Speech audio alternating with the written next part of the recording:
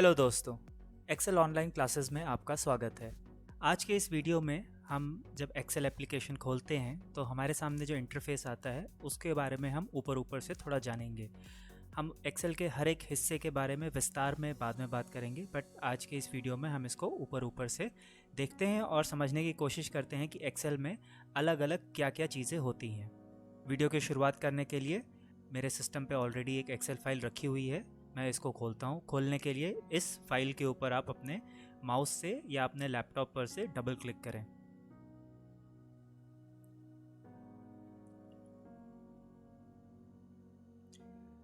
ये मेरा Excel application open हो गया है।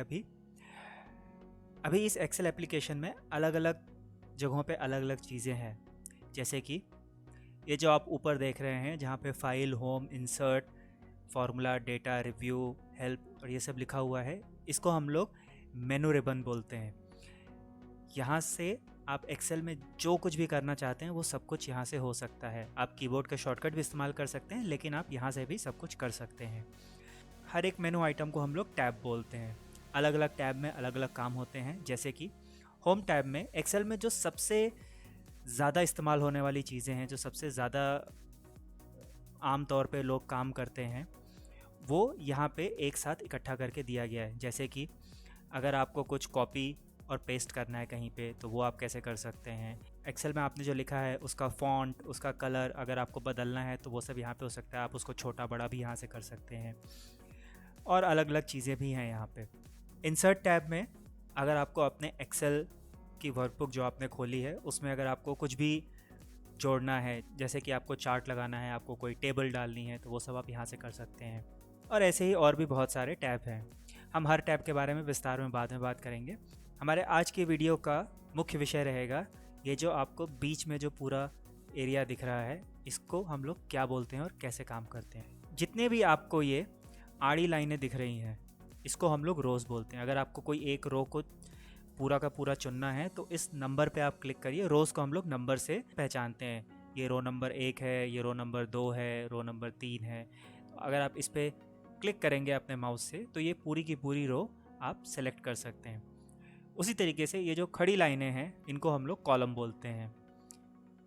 कॉलम को हम लोग ABCD के नाम से बुलाते हैं। ये कॉलम A हो गया, ये कॉलम D हो गया।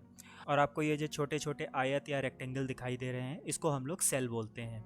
हम एक्सेल में सारा काम सेल में करते हैं। सेल का नाम दो चीज़ों से बनता है, कॉलम का नाम और उसकी रो का नाम।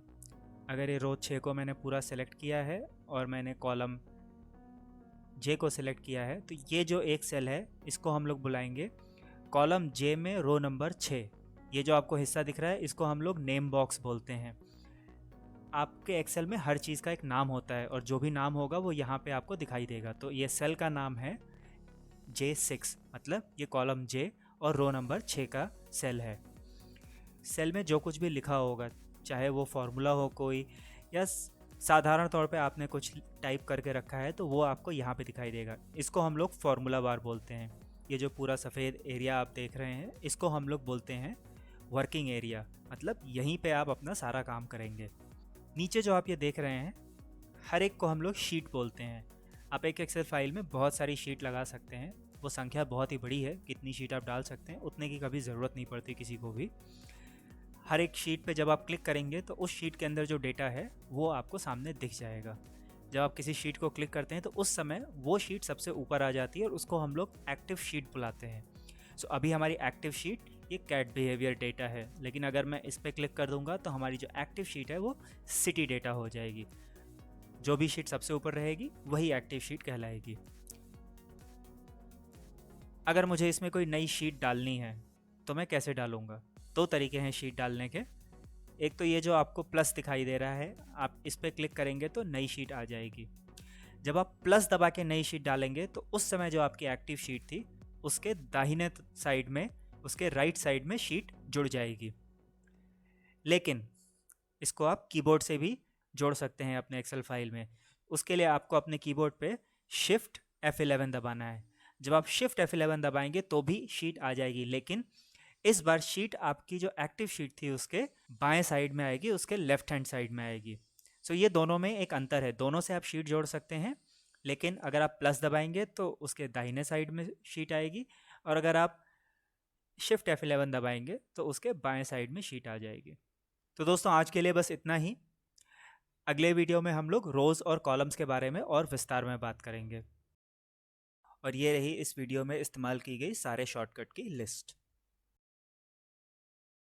मैं बहुत ही जल्द आप लोगों से अगले वीडियो में मिलूंगा। तब तक अगर आप लोगों को एक्सेल के ऊपर कोई भी सवाल है तो आप इस ईमेल आईडी पर मुझको मेल कर सकते हैं। Take care, bye bye.